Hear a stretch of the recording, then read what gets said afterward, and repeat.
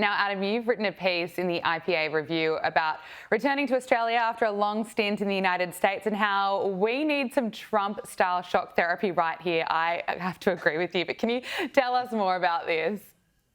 Yeah, well, look, I started that piece just by being so shocked, basically, at how woke Australia had become. When I landed at Sydney Airport, the first sign I saw was "Welcome to Gamay," and I thought to myself, "What on earth is Gamay?" I realised it's the Aboriginal word for the local area. And then I turned on the ABC News a bit later, and it was it had some Aboriginal name for the news. So I was just like, this would never happen in the US ever. I mean, even Democrats would not behave like that in the US. You'd never see President Biden, for instance, standing in front of three flags, whereas that happens with our politicians here all the time. So I just really noticed a big cultural difference. And then of course, on the policy front, well, look, we're in this federal election campaign. It's pretty depressing stuff. Oh, isn't it? People might not like Donald Trump, but at least he's doing things. I mean, I think he's issued 124 executive orders since he was sworn in, which is a record, whereas our politicians here, when they act, they tend to do damaging things if they act at all. Yeah, I agree. Even if you like Trump or not, he's leading and he's not trying to pander to some group to try and get votes. You know exactly where he stands for. I think a lot of the criticism that I keep hearing about this election campaign here in Australia is we need someone like a Donald Trump to actually stand up. Do you think that would work here in Australia, or are we all too woke that it wouldn't work here? Well, look, I think the compulsory voting system here makes it very hard, unfortunately, for us to get a Trump, because the incentive for politicians and the incentive for both major political parties is to pander to the person in the middle who pays no attention and doesn't care. Yeah. And so that's why you get the sort of politics we have. Whereas in the US, you can get these dynamic, strong, and of course controversial leaders like Donald Trump, and they can win and they can make changes. I think we need changes, but sadly, I don't think we're going to get the big bang changes we need until there's a serious recession here, and that's somewhat depressing.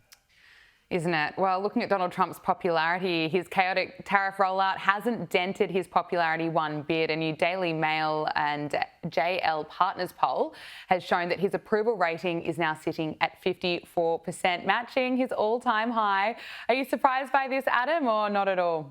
Yeah, look slightly surprised. I mean, that's just as we said earlier, there's been this hysterical media reaction for weeks. It doesn't seem to have affected him, but then again, it hasn't affected him for 8 years to some extent. The media, he's always attacked, and he got more popular. So, but look, he's doing what he said he was going to do. I mean, he announced these tariffs all throughout the election campaign, which I covered in the US. He said it all the time at every speech, and now he's doing it. So certainly amongst his supporters, they'd be happy about it.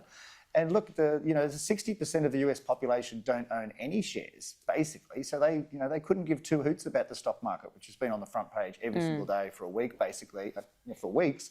So for them, that's not a negative. They just want jobs to come back to the US, good manufacturing jobs. Whether that happens or not, we don't know. Let's just wait and see. But I can understand why his supporters are happy with him.